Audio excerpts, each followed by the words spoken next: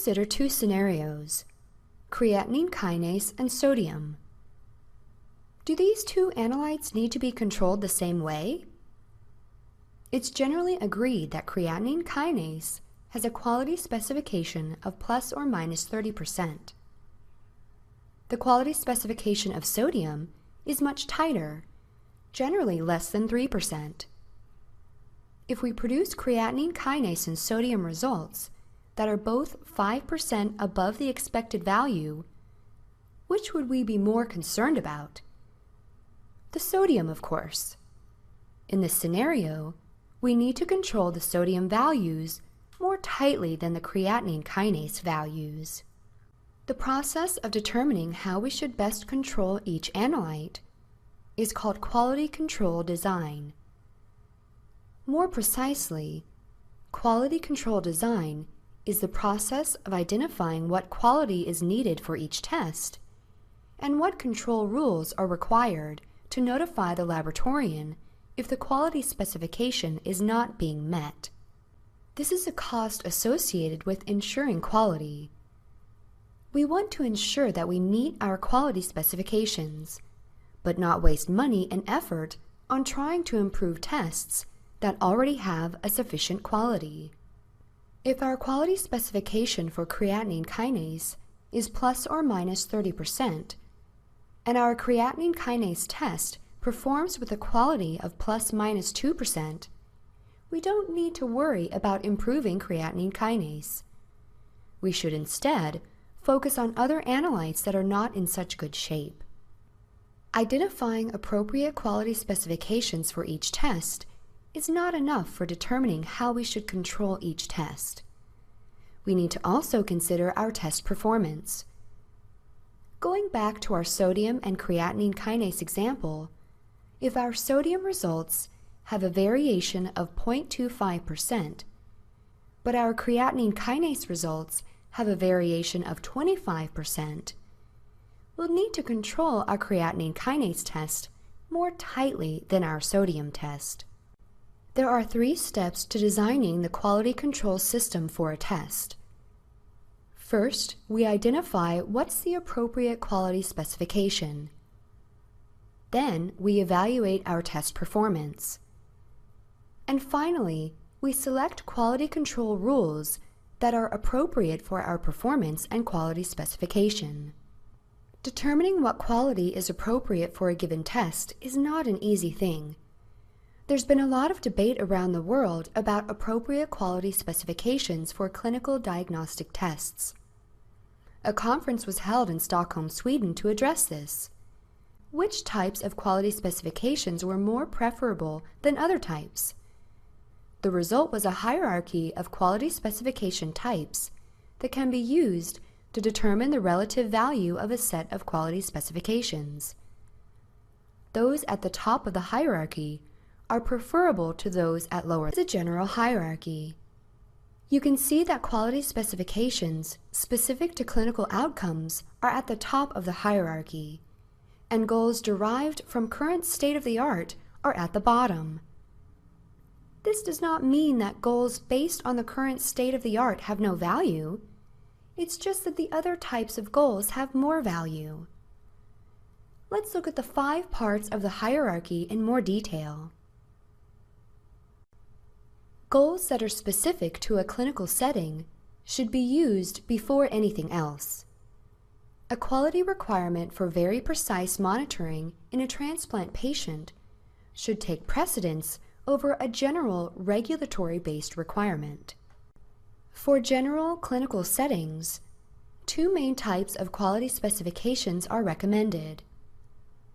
Quality specifications derived from biological variation and those based on the analysis of clinicians' opinions. The basic idea behind quality specifications derived from biological variation goals is to ensure that a shift in a test can be detected. We need to keep the analytical variation significantly smaller than the inherent biological variation of the test.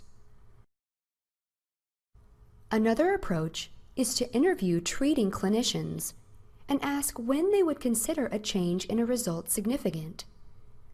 Ultimately, this allows the construction of a set of quality goals. Unfortunately, this approach is very time-consuming, and the results vary from clinician to clinician. Next in the hierarchy are recommendations from experts and professional organizations.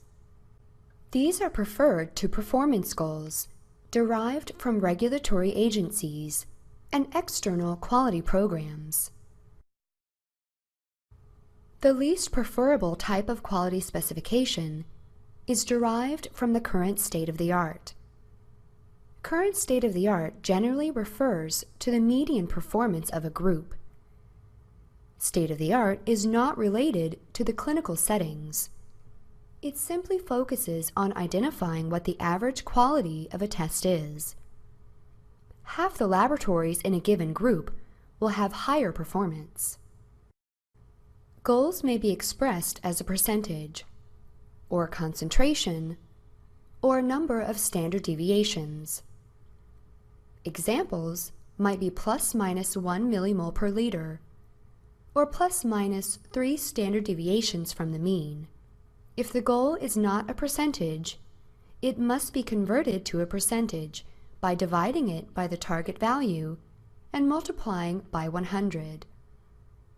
Each quality goal specifies some allowable distance from the target value. The target value is usually either a group mean or the mean of the control lot. In the United States, the CLIA laws form a set of quality specifications derived from a regulatory body. An example from CLIA is the platelet specification of plus minus 25%.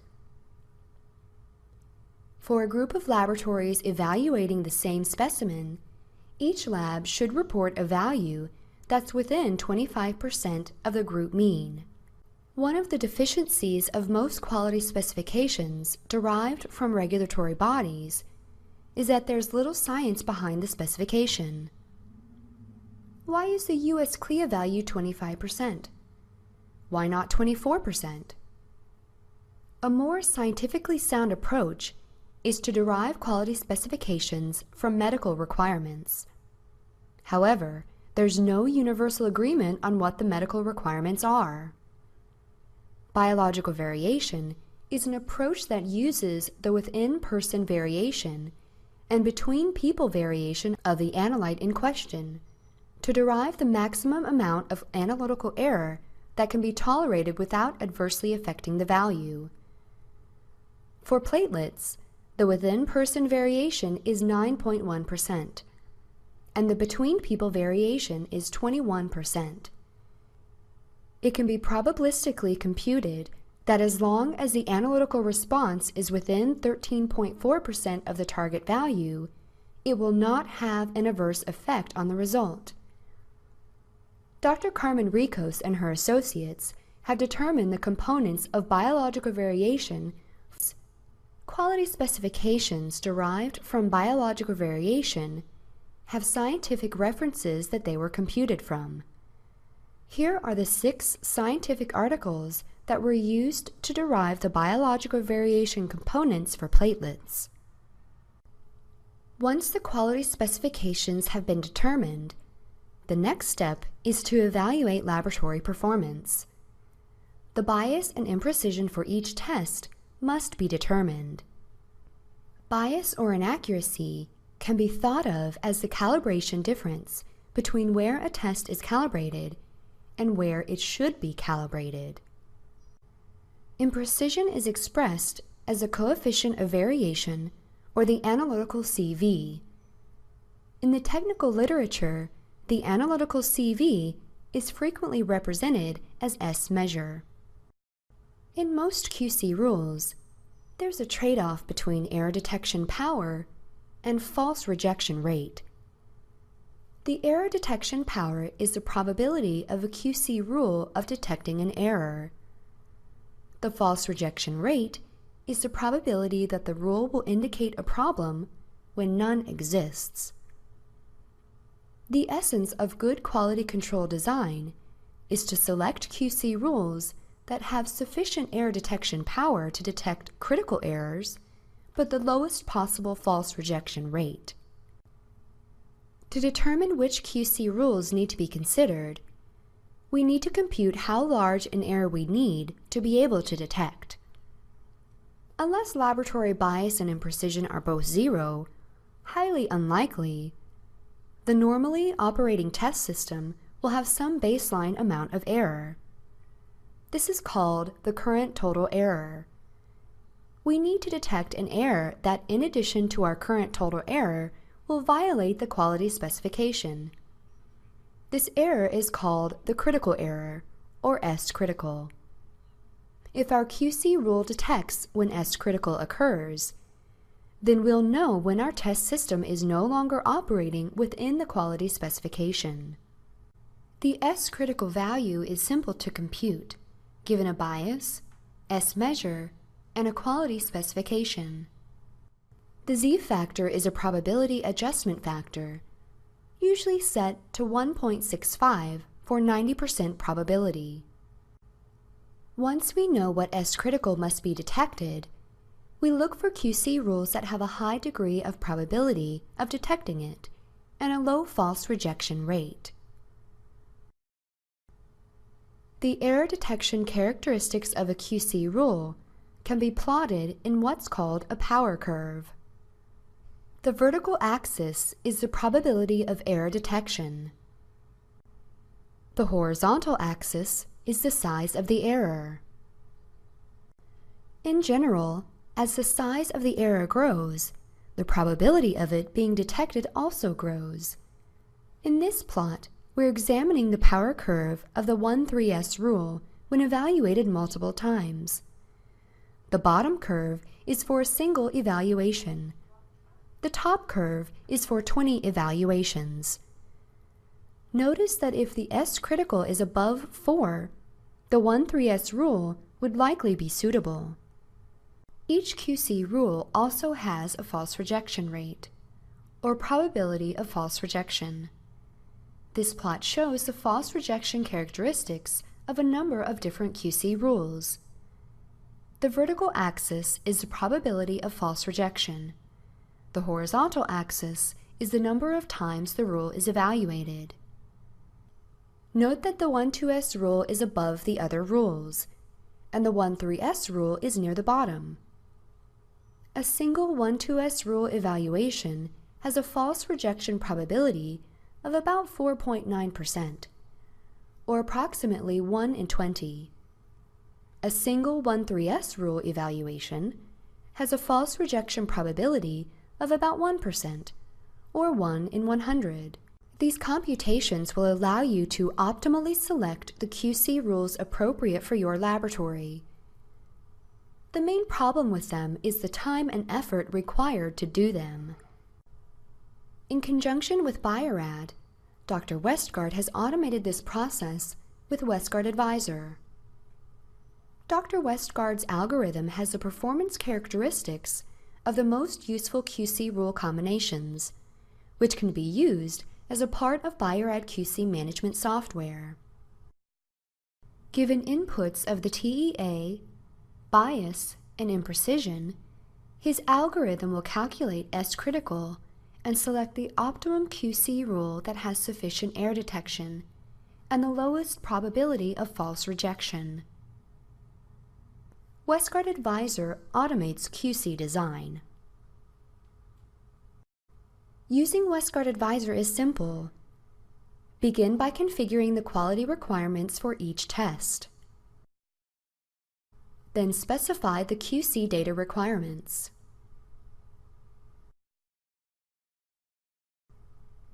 Next, Westgard Advisor guides the user through a 4-part wizard. Part 1 asks the user which lot or lots to apply the rules to. Part 2 asks the user to define a date range of data to use in the calculation for determining test performance. Part 3 asks the user to make selections regarding which control levels data to use in the calculation for determining test performance. Finally, the user makes selections regarding the group that they want to be compared to. Westgard Advisor then generates rules based on your selections. To evaluate the impact of QC design in a clinical laboratory, Dr. Westgard performed the computations outlined in this presentation for a laboratory that was using a 1:2S QC rule for all of its general chemistry tests. For the 18 tests considered, it was determined that 14 of them could use a 1:3.5S rule. In general, these tests were working well within their quality specifications. The other 4 tests had more significant issues. A 1:2.5S rule was selected for albumin, a multi-rule for chlorine and CO2, and a special strategy was developed for calcium. One of the most important aspects of QC design is that it clearly identifies which tests perform with no problem and which tests need more care.